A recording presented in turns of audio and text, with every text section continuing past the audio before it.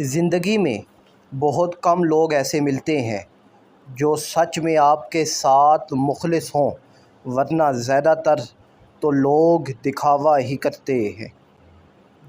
وہ جگہ چھوڑ دو جہاں تمہارے احساس اور تمہارے الفاظ کی قدر نہ ہو، پھر چاہے وہ کسی کا گھر ہو یا کسی کا دل۔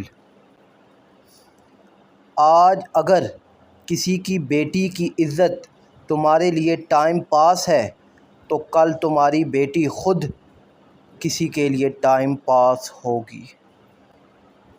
باپ کی تکلیف کو نظر انداز مت کیجیے، جب یہ بچھڑ جاتے ہیں تو ریشم کے تکیے پر بھی نیند نہیں آتی۔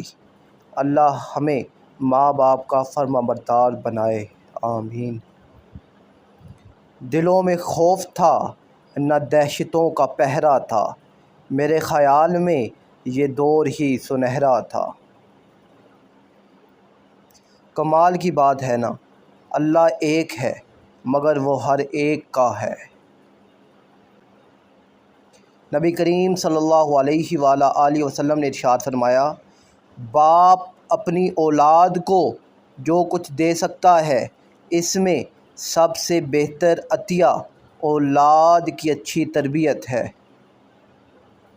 ذلت کے لباس کا کوئی ناپ نہیں ہوتا، یہ ہر جسم پہ پورا آ جاتا ہے۔ آپ صلی اللہ علیہ وآلہ وسلم نے فرمایا کہ جب بندہ کہتا ہے یا رب یا رب یا رب، تو اللہ تعالیٰ فرماتا ہے لبیک عبدی، مانگ تجھے عطا کیا